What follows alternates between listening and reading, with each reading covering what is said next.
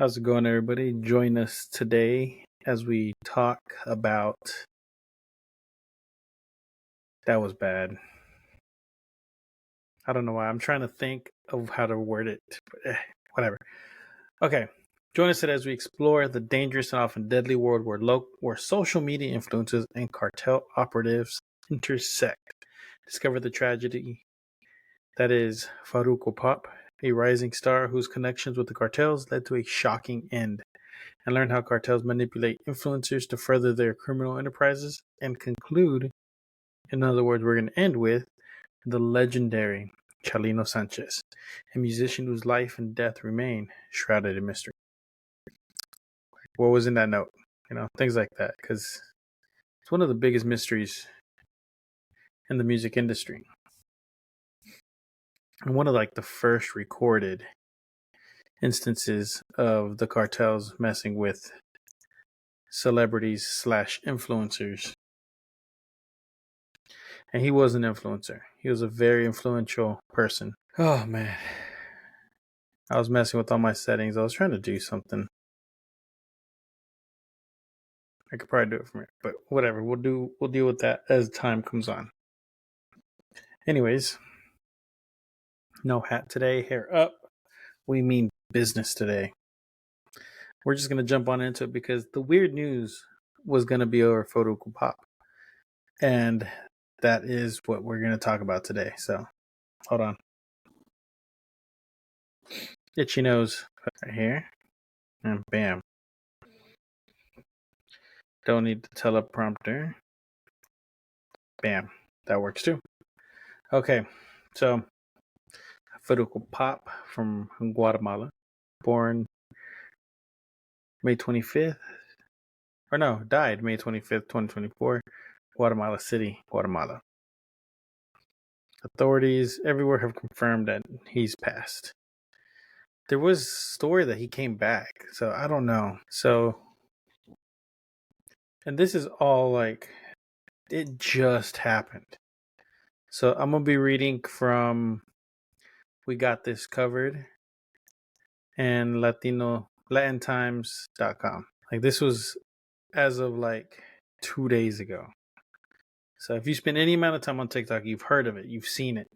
The rising star Farruko Pop, the Guatemalan 18-year-old. The hell was that? Oh, my camera. Oh, I couldn't. You know what? I'm not gonna do that. I'm not gonna mess with that right now. So many things, some random noise was as soon as I start talking about the cartels, stuff starts popping off. I would turn everything off. We're nope, episode done. Sorry about that. I got ADHD. Where was it? Oh yeah. The Guatemalan 18-year-old singer and influencer amassed quite the following in a short amount of time. Farruko Pop is not his real name. His real name is Jorge Sebastian Pop Chocoj. He named himself after his favorite Puerto Rican singer and rapper, Farruko. He recently shot to fame after an appearance on a Guatemalan talent show. Although he did not win, one of the judges recognized the boy's talent and offered to coach him. After his big break into his career, it took on a life of its own online, particularly on TikTok. They didn't just like him for his music. He had plenty of videos that showed what a charismatic and kind person he was. There's a U.S. fan account for the singer that has over 500,000 followers. So it's safe to say Pop will always... Oh, I had a burp, sorry. That Pop was well on his way to becoming a huge star. So what happened to him? Pop's rise to fame was cut drastically short after the teen's body was discovered by Guatemalan authorities. Before this, he had been missing for several days, and people had speculated that he may have run away, but sadly this was not the case. What is even more shocking is the nature of the singer's death. According to an article from Latin Times, which is my second source, so I might as well just read one thing. He was found in a mass grave that had been dead for 4 to 5 days before he was found. The cause of death was determined to be asphyxiation. Pop's body was found wrapped in sheets 2 meters underground. His body apparently had scratch marks as well as other signs of violence. Firearms were also discovered at the scene, which certainly suggests his death was not accidental. So in other words, they kidnapped him, beat him, threw away, buried the evidence along with them, thinking that no one was going to find it, and disappeared. Now, one of the conspiracies that came from this was that his own family, like his cousin, turned him into the cartels because, kidnapping situation of an uprising star. He was asking like $10,000. And he was like, why not give me some of that money? There's a lot of videos that came out. People were like, well, if you're going to give 10,000 for him, give it to me. And, I'm his cousin and I'm suffered. Nah, man, it's too sketchy. Like, if my family were kidnapped and it was a situation like that, it'd be a whole different story. I wouldn't be like, give me the money. I'd be like, look, here's what I got. It's all I got. And it wouldn't be give me the money. I'd be like, that's it? Because it's all I got. I wouldn't be begging on the side like, oh, I'm suffering too. Nah. I would just hope for a safe return. I wouldn't care, But like, one of the conspiracy was that his cousin turned him in to get some money and fame out of it too.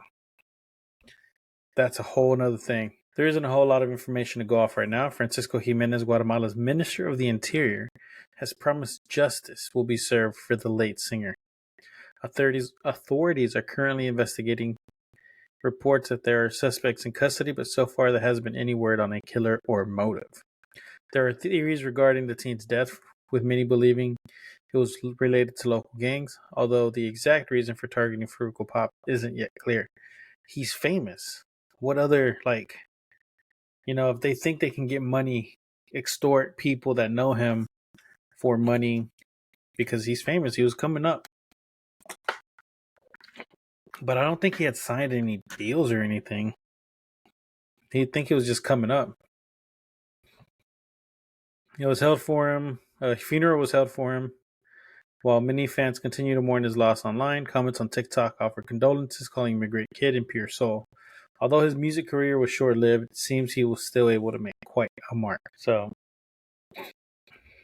y'all probably saw that, but on my screen, when I did that, my nose was out of camera view. So let me do this real quick.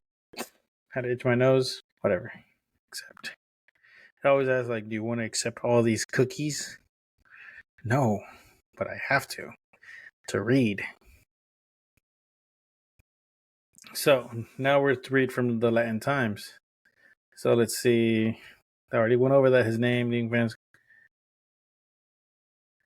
was buried in a clandestine grave within an abandoned house in Guatemala City's El Limon area. According to the National Institute of Forensic Science, he had been asphyxiated. So all reports point that he was choked out. It goes over his fame. He was offered a scholarship for singing lessons. He was getting a lot of attention. I don't think he was making big money from it. He was just coming up. He hadn't had that opportunity. But they thought that they could. I'm telling you, it had to have been because they thought they could extort money out of him. Here's a music video, but it looks like it was done by a bunch of kids. His music is a blend of cumbia, reggaeton, and Mexican corridos. Remains available on all platforms like YouTube. Songs such as El Soltero Feliz, the happy single man, and Hombre Normal, normal man, stand as a testament to his artistic promise and are cherished by his fans. They're not going to find any hardcore evidence. Yeah. But that is just it's what happens. And he's not the only one that's happened to. If you type in influencers that called out the cartels, there's a lot of Mexican influencers that have gone missing. They think they're big, bad, and then that's it. There's a video on YouTube called 5 Times TikTokers Mess with the Wrong Cartels. Let's see. This one's from the Washington Post. A YouTube star. I remember this one. Juan Luis Laguna Rosales was born in the Mexican state of Sinaloa already starting off bad. He's a famous influencer, young, from the heart of the cartels in Sinaloa. The next line in this article: a center for cartels and the land of notorious drug lord Joaquin El Chapo Guzman. I have nothing against El Chapo. I believe that even though he was, or he is still, one of the biggest drug kingpins, cartel leaders in all the world, right? He kept the peace. Mexico was safer back then. Then they caught him, and now there's like, oh, don't go here, don't go here. If you do, don't stop if someone tells you. No, there's so many things that have happened because he got locked up. Personally, I say send him back to Mexico with the help of, black ops intelligence from the U.S. side. Listen, and let him take over again. Let him regain control. Put a stop to all the stupid cartels that have run amok, unguided by a leader. I gotta think of how I'm gonna word that, because I'm gonna go back and delete what I just said. Unguided cartels, and have them have a guide as Joaquin. He did a lot of good. I'm probably gonna keep all that in just because you can see me catch myself and realize that's the moment he fucked up.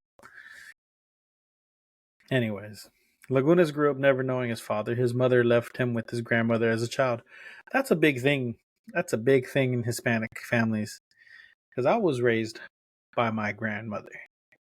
I wasn't abandoned, but like a lot of Hispanics, a lot of Mexicans that I know were raised by their grandmothers. It's just a thing. I don't know why. I've talked about this before in one of my other videos. I wasn't abandoned.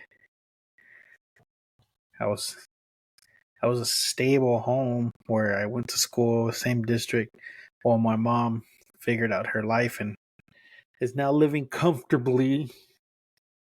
But they raised me well, so I got my own place now. So again, it worked. And my brothers, they're great. They're doing, everyone's like, it worked. Like I was, raised by my grandmother. I did everything I could, did what I wanted to, lived my life. My mom did everything, came in, parented, whatever right? And then bettered herself, and now my brothers have a great life. Me, I live with my grandma. I have a great life too. I mean,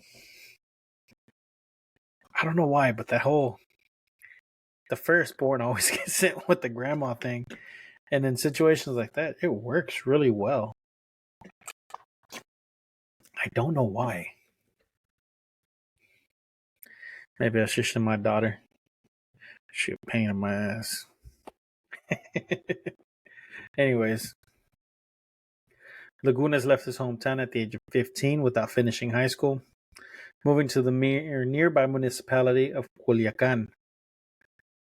Culiacan was shot up because they arrested El Chapo Guzman's son.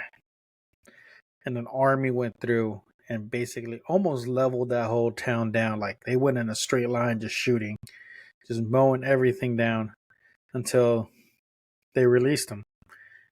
And they released him real quick. Washing cars and making a living. He said in an interview in July it was in this adopted town that he took on the nickname that would later become known across cyberspace as El Pirata de Culiacan, the pirate of Culiacan. He started landing invitations to more and more parties and soon fell into a life of excessive drinking. He would post videos on social media showing chugging beer bottles and whiskey and just having a good time. He'd get so messed up he would pass out. The videos started going viral, and the years that followed, the binging teenager became a perverse YouTube sensation. At the age of 17, he racked up more than 1 million followers on Facebook and more than 300,000 on Instagram. His social media fame started earning him spots in music videos and promotional events. His baby face matched with his belligerent, clownish behavior, entertained the masses, yet it was easy to forget that he was still a child. He drew a beard on his chin to look older. He tattooed his arms, a pirate on one, a tiger on the other. He posted pictures on Instagram with large guns, half-naked women, and luxury cars. The drinking age in Mexico is 18, but El Pirata de Culiacan drank as if he had no limits. Like many teenage boys, he lived as if he was invincible, saying whatever he wanted about whomever he wanted. It was all a big game, a big party. See, that right there, it was all a big game and a big party. You can get away with that, like where I'm from, Mexico. You can get away with that in where, like in Guatemala, where I hate to say where Faruco Papa's from, because that wasn't as controlled by cartels as it is by gangs. You know, because they think it was gang related, but gangs are prevalent everywhere. They're horrible. But like you can get away with that in like L.A. You can get away with that in New York. You can get away with that in Tijuana. You can get away with that in a lot of places in Mexico. Just having it big, just going big and all out all the time, drinking, partying, saying whatever you want, doing whatever you want. You can get away with that. But in Sinaloa, you do that, you say whatever you want, you do whatever you want near the wrong person. And that is it. That is the last time anyone will ever see you alive. And unfortunately, that's what happened to this guy. In Sinaloa, one of Mexico's most violent states, no one is invisible, especially when you mess with the wrong people. And a video that he posted online, and I saw this video, and as soon as I saw this video, my jaw dropped. I was like, this dude's done. He's done. And one recent, seemingly intoxicated Laguna was recorded taking a stab at Nemesio Oseguera Cervantes. I'm pronouncing these names properly. Also known as El Mencho. Cervantes happened to be one of Mexico's most dangerous drug lords, according to the U.S. government, the leader of the new generation cartel of Jalisco. Now, I'm going to sum it up because I'm not going to use the same words he used, because I may be like, I don't know, I guess I'd be classified as a micro influencer because I'm under 1,000. There's different levels. I never knew that. There's different levels to influencership. But I'm micro. I'm minuscule. I'm bottom tier. So I'm still going to word things properly and short-term things, because I look at my analytics and every now and then Mexico pops up. So I'm not taking my chances. But what he basically says, he could suck it. Now, his exact words, I'm not going to say. You can look him up. But the way he said it was a phrase and an insult. And on Monday night, while he and his friends partied at a bar in Jalisco, a group of armed individuals burst in, fired at him. The Attorney General of Jalisco, Chalino Sanchez Jimenez, told Mexican media outlets the teenager died, sustaining between 15 and 18 bullet wounds. The only way they were able to identify him was because of his tattoos. They have not identified or the motive behind those responsible, but they confirmed the news outlets that they're investigating the possible link between. Yeah, no, it's possible that, these armed men kicked down the doors to a bar where somebody who insulted their boss was at by accident and shot up the bar. Or he insulted their boss, they kicked down the door, and something happened. I gotta stay aloof. I can't tell you this is what happened. I can tell you something happened. But he is like one of the last people that you would ever want to insult, just because he's a leader. You don't insult their leaders. They take that very seriously. The new generation is relatively new. It's still newer. Coalescing less than a decade ago, it stemmed. Actually, by now, when this happened to now, it's probably been over a decade. I don't know. When did this article come out? Yeah, it's been over a decade. Way over a decade. But they're still new. It's a new gang. Yeah, so. His cartel, the new generation, it stemmed from the remnants of another group, the Millennial Cartel, and makes money by selling guns, stealing gas, extortion, and kidnapping. It is one of the fastest rising drug cartels in Mexico, are operating in several Mexican states and forging underworld ties around the globe. The group has been linked to thousands of murders, according to Rolling Stone's profile. Many of them have been traced specifically to their leader, who was reportedly a former police officer. Now, if that's the case, that's how a lot of them came into power. The new generation, the new cartels of Sinaloa, Generation Z cartel, Los Zetas, they were former cops, former military, former whatever. They had the training, they used it, they took over. And they took over fast and brutal. And they were organized with, because they're military. And they're police officers, so they know the ins and outs. They know a way around. It was insanity. During the times when they started taking over after El Chapo Guzman got arrested. So, he died during a record moment in history of Mexico, making it one of the bloodiest on record. In the first 10 months of 2017, 20,878 murders were counted nationwide. That's an average of 69 murders a day. He opted to make a career as a broken toy of cyberspace, a path he carved out drink by drink that left him with enemies of flesh and blood. The poisoned fame of El Pirata. He managed to transcend borders, even landing on Rolling Stones, not for his fame, but for his death. His killing gave him the popularity he never imagined. There were a lot of people who criticized him, but the truth is, that's why El Pirata got started.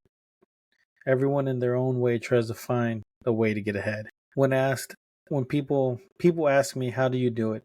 How do you handle drinking so much? His response, I just laugh. I say, I don't know how, I just do it. They're right. Sometimes I go too far. The host who asked him this question wished him the best with his career, encouraging him to get a grip on the partying so that he can last many years. After hearing that, Instagram celebrities, and promoter Beto Sierra remember Laguna as a cheerful, positive, fun friend. But yeah, damn. There's my contacts are drying out. But yeah, that's what happens. Like, the cartels do not play. That is not what you do. You do not say horrifically negative things about these people. No. I clicked on a video and it just started playing in my ears. Startled me. Let's see. Let's do one more before we get into the big one. I mean, he's the most famous one there is. Okay, so let's see. Oh, they gave nothing, huh? I knew you would. Fofo? Who's Fofo? It's a lot of reading. Let's do another search. Another thing you don't do is... Oh, there you go. Someone summarized it. Do they show the names? As El Mencho. I already saw that one. Oh, he's... Okay, cool. So, the video is 5 times TikTokers mess with the wrong cartels. It's on YouTube. I have a summary of it. Fofo, a popular TikTok dancer, posted a video of himself dancing on a bridge in Guadalajara, Mexico, which created a viral outrage on the platform. Despite his apology and offering of community service, the incident led to CJ&J, an influential drug cartel, to punish him. They sent a message via an anonymous account named Gente con la Gente NG, which roughly translates to with the new generation. In Spanish, to Fofo, the message criticizes his actions, warned that he should never again disrespect El Mencho. See, another famous person who disrespected, another TikToker influencer that disrespected him. The message criticizes his actions. The cartel believed that Mencho should be feared and worshipped by Mexicans. And Fofo's actions against him were to be considered an insult to their authority. The CJ&J was not afraid to kill him if he ever returned to Guadalajara. The incident led to a significant change in Fofo's life, affecting his previous carefree life on TikTok. Overall, the incident further highlighted the power and influence the cartels have in Mexico. So, don't. Yeah, he shut down a bridge to film a video, and it's okay. Yeah, so he shut down a bridge to dance on and make a TikTok video, and this bridge is famous for where the cartels hang the bodies, or somebody hangs the bodies. I don't know if it's the cartels or not. This is speculation on my end, but it's where they put the bodies. And they thought of it as an insult that he's dancing on this bridge, this where they sent the message.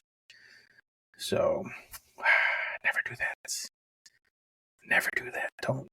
Just don't. Whew. The next one is, again, they talk about El Pirata de Culiacan, which is the one we just talked. And then there's an individual known as who challenged notorious criminal organization Cartel Jalisco Nueva Generación, CJ&J, and the Sinaloa cartel, the big one, or El Mencho. Juan was killed in December 2017 when he hosted a party at a bar in Jalisco where he was promptly targeted and shot by the Sicarios, a group of assassins associated with CJ&J. El Chanito, another Mexican teenager, saw Juan's death as an opportunity to gain notoriety and revenge against the megalomaniac boss. I'm not going to say who it was, just the boss. By calling out CJ&J and G and associating himself with them. His posture and expression proved the stupidity of challenging one of the most wanted men in the world, and he ultimately paid the price. Why? Why do you want to join the bandwagon and be like, I'll avenge you, my fellow youth? You're a kid. These guys are grown men with guns. This isn't like in the States where you can pull out your camera phone and be like, oh, I'm recording you. I got you. No, because they'll take your phone, beat you with it, shoot you. They don't play around. Allegedly. I don't know what they do or don't do. I know that the cops will take you to the railroad tracks and pour seltzer up your nose with high power. Torture. Demoniache. At least that's what I heard. That was the story growing up. I don't know. They tell us a lot of stories growing up, kind of to keep you in line.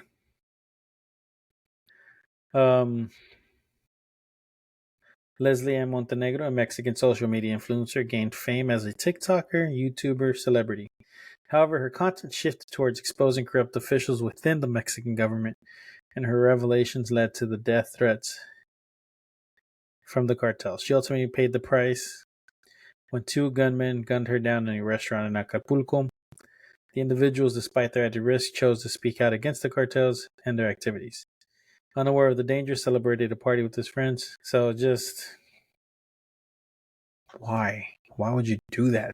So Leslie Ann's content shifted from to exposing corrupt officials within the Mexican government, and led to death threats. Even though there was banners accusing her of collaborating with rival cartels, Leslie remained resolute in her mission and paid the ultimate cost. Another one, Leslie B., who was killed for exposing corruption in Acapulco, and Rusty, who faced threats from Jalisco New Generation. Again, they're one of the big ones. Along with the Sinaloa. Sinaloa is top dog. So, and Rusty Cucumber was subsequently placed under the government protection. What? Who's Rusty Cucumber? Or is that just a typo? Because this article is a summary of everything that happened. I'm Googling it. Okay, cool. The summary just didn't read. Yeah, the summary report just couldn't report. It turned it into rusty cucumber. Oh, man. Chalino Sanchez and Tupac. Oh, they met. Okay. Maybe I'm just dumb and I've probably seen this video a long time ago. Or this picture a long time ago. But they met. That's awesome. That is awesome. Anyways, we're going to end this with Chalino Sanchez. One of the most famous people that I've ever heard of that messed with the cartels and paid the price. Now, in Mexico, there's a type of music called corridos. Type that in. Oh, there it goes. Now, the definition of corrido is a narrative ballad usually sung or spoken to music. Our traditional Mexican song style that tells stories through narrative ballad. Narrative ballads, the word corrido comes from the Spanish word verb correr, which means run, and suggests a running narrative. Corridos are often sung or spoken to music and can cover a variety of topics, including battle, victories, and losses, individuals taking on the establishment, the lives of great or notorious people, epic journeys, oppression, history, daily life for criminals, the vaquero lifestyle, being a cowboy, cultural conflict in the borderlands. Now, there's a subgenre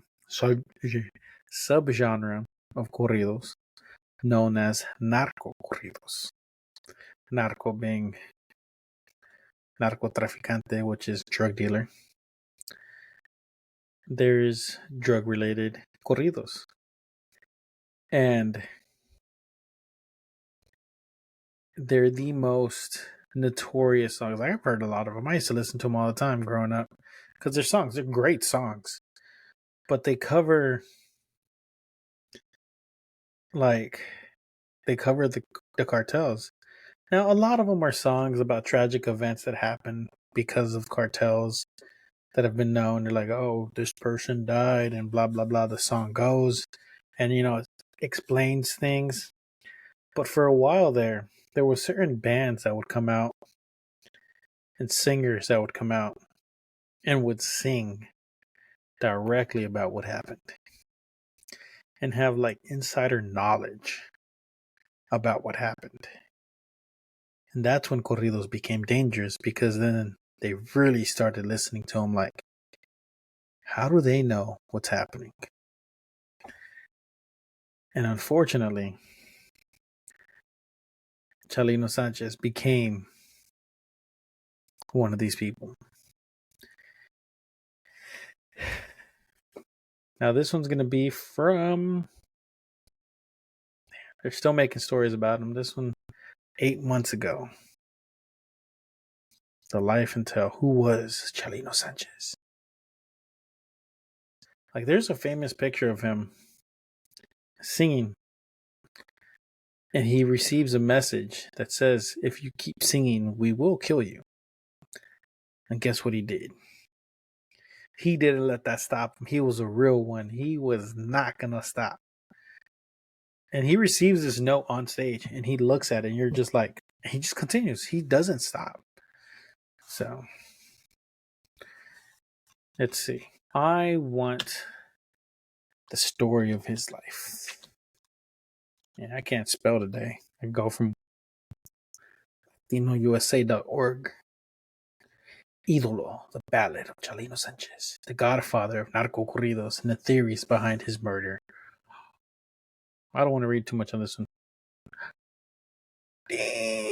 Damn, they did. It's a podcast. They did 8 episodes, each of them over 30 minutes long. Man, they turned his life into a TV show. I just want to bring attention to this. Narco corridos are awesome. They're great songs. Just be careful. So I just want to read kind of what he was about. Got it. Accept. He was the king of corridos. The body of Chalino Sanchez, 31, was found lying next to a road in Culiacan, Sinaloa. If you notice, a lot of the stories happen around Sinaloa. With 2 bullet holes in his head, it was May 16th, 1992, just one day before he was murdered. In the middle of a concert, he received a letter from someone in the audience. Chalino read the paper carefully. His face turned yellow. He wiped the sweat away from his forehead with one hand and began singing Soul in Love as if nothing had happened. That was the name of the song in Spanish. The moment at his last concert, documented on home video, has since been known as the Death Note. Its content, like most of the musician's life, is still unknown, just one more among the many feats and misfortunes that accompany every popular hero. Of humble migrant origins, Chalino's corridos, a traditional Mexican style, blah, blah, blah, blah, blah. I want to know about his life. There it goes. Chalino Sanchez was born in the small farming municipality of Guayabo in 1960 near the center of Culiacan, the youngest of a humble family with 8 siblings. He grew up surrounded by the violence that was emerging in the state of Sinaloa, cartel violence. He grew up in a place with few opportunities and surrounded by violence. That same violence was what made him violent. A sentence. This got translated to English, and Mendoza said his father passed away when he was 6 years old. His older brother, Lucas Sanchez, took care of the siblings. Lucas described his little brother in an interview with the YouTube channel Margarito Music as a violent person. This perception is supported by one of the most widespread stories about his youth after a man R-worded his sister. Chalino took justice into his own hand. He shot him dead. The violence and lack of opportunity caused him to flee to the United States. In 1984, after one of the many gaps in his biography, Chalino racked up several tragedies. One of his brothers was found shot dead at Tijuana. The singer narrated it into one of his songs, which he named after his brother Armando Sanchez. In the city of Tijuana, gentlemen, this happened. A man of courage died, a coward killed him. Without giving him time to do a thing, he was shot 7 times. That's the translation from Spanish to English. That same year that Armando lost his life, Chalino went to jail. Juan Carlos Ramirez Pimienta, a professor of literature and cultural studies at San Diego University, that even in this period of incarceration is unclear. There are many things that we take for granted, but we simply cannot verify. I've tried to verify his stay at TJ Penitentiary, but it's been very difficult. I haven't found the name Rosalino Sanchez among the former inmates. However, it is common for people to enter false names. Back in the day, they didn't really have to give you a real name. He gave him an alias because most likely he wasn't in the States legally. He made a contract with Criminal World in prison, writing corridos upon request. He told the stories of these criminals, sometimes glorifying them. Ramirez Pimienta says that the phenomenon of commission is very common in the genre of music. There are singers who say that all their corridos are paid for. Very high-profile singers who say it openly. Not only do you need to order a corrido, you also need to ask permission from the cartels. So, in other words, a lot of the corridos that are, I can't say popular, a lot of the ones that are sung by mainstream artists are bought by the cartels. Like, that's their influence. They're like, make us look like folk heroes. And they buy it, and, they're like, bet, you're paying me $500,000. I guess I can do this. And they're great singers. People respect them. And they come out with these songs, and they look like Robin Hood. But then you get some singers who aren't like that. They're not being bought. Now, Chalino did this in prison to make money. I'm not saying he didn't do this, but he speculations, he did it in prison to make money. But I'm pretty sure after he got out, he just started singing. Let's find out. Across the border, undocumented. I told you he was undocumented. He didn't want people to find out. Headed to Los Angeles, he found informal jobs from working in the Coachella fields to buying and selling cars. At the end of the 1980s, he was introduced to producer Angel Parra, who helped him record his first cassette at the San Angelo Studios. At the San Angel Studios, I said Studios, El Corrido del Sapo, the Frog's Ballad, together with Los Cuatro de la Frontera, the Four of the North, and Norteño Band, a type of regional, whatever. Y'all know what norteños are. He was one of the first musicians to record the harsh stories being lived in Mexico at the time. He didn't have the greatest voice, but his songs were successful. He offered a democratization of the possibility of singing. Sorry, sometimes I just can't read. One person said, if he sings, I can sing. Like, yeah, he wasn't the best singer. He didn't have the best voice, but he was just doing and singing what he knew. He sang with his heart out of passion. That's also very Mexican. I think that Chalino is a great chronicler of the underworld of the time. He also sang about love. Legends that spoke of Chalino as a brave and violent guy were confirmed in 1992 during his performance at the Plaza Los Arcos bar in the city of Coachella, California. Nacho Hernandez, the accordionist of Los Amables del Norte, the group with which he performed, narrated the event on the podcast. A man in the audience, Edward Gallegos, became furious with the singer for not singing El Gallo de Sinaloa, the rooster of Sinaloa. He pulled out a pistol and fired. Chalino, who always went on stage armed, also took out his pistol and shot. A shootout ensued, and one member of the public died and several were injured. Chalino was hospitalized with gunshot wounds, and Gallegos was jailed. Can you imagine? Like, he's on stage. This guy got mad because he didn't sing one of his favorite songs. The most probably like was a tribute to one of his bosses or something. He gets mad, shoots at him. Chalino just goes, bet, bah, shoots back. Like, that's unreal. The incident, however, helped project his image. Cassette sales and audience attendance at his subsequent concerts increased. In the first recording, 300 copies were made. After the last one, 31,000 were released. A few months after becoming famous in the U.S., Chalino returned to Culiacan to give some concerts. The stories collected by experts, such as Ramirez Pimienta, speak of the fact that many people recommend that he not travel to Sinaloa. Yeah, he shouldn't have gone back. While the state of Sinaloa was struggling with a lot of violence, the singer was proud to represent the common man. He really liked walking through the streets of Culiacan, showing how he overcame the original situation of backwardness, poverty, and misery. He walked surrounded by people in fancy cars. The times I saw him, he seemed like a normal citizen, but also an outstanding one, said the reporter. In Culiacan in the 80s, there was a remarkable and visible level of organized crime. The second generation of the Sinaloa cartel was emerging, led by Armando Carrillo Fuentes, Miguel Angel Felix Gallardo, and Joaquin El Chapo Guzman, which are three of the top dogs, 1, 2, 3, and El Chapo Guzman became the leader. Chalino gave his last concert in his hometown in the Bugambillas Hall. He read the death note. And the next day, a car and a van with people dressed as federal cops fired 2 shots at the singer. The reason for the hit has never been revealed. I'm pretty sure it's because he got too close. He started, he got famous.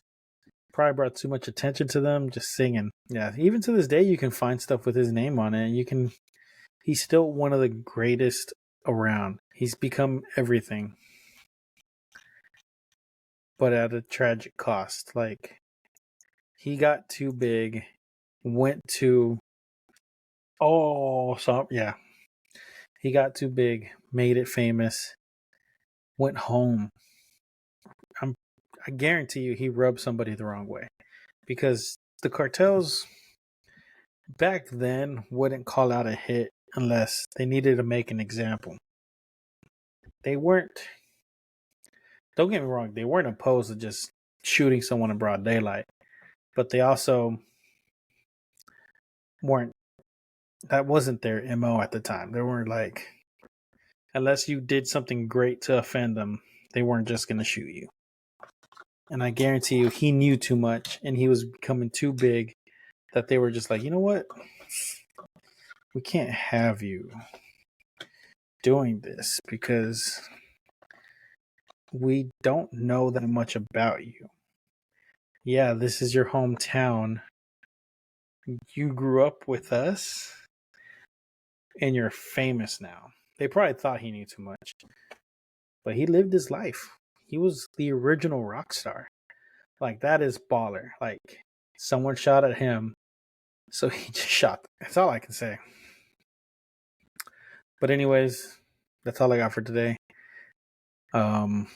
This all came within the past couple weeks of Funko Pop It. I thought about doing this one. I'm posting this episode first. The next one's going to be over angelic spirits found in Mexico, because of recent reports in the news that the Pope has come out with well, it's been a couple weeks that the Pope has come out with what to do, with certain things coming out. I can word that a lot better if I can. Vatican guidelines to the paranormal. Do they have it actually? Did they release them? Go away. They did release them. Oh, Streamlabs is bugging me. Okay. So I'm gonna talk about it in the next episode. But there are guidelines. Just nihil obstat. This means no obstacle. Declarito de non supernaturalita. Declaration of non supernaturality. Are some of the things that they're tightening up on. The Vatican. I saw a TikTok about this that someone's like, why are they posting this? Did they release an angel to take care of situations? I'm like, what? And that's just like, cool. I'm like, I'm glad I covered that already. So that's gonna be next. Yeah, later guys. Stay spooky, my friends. Like, follow, and subscribe. And I'll see y'all next time. Where is the stop button?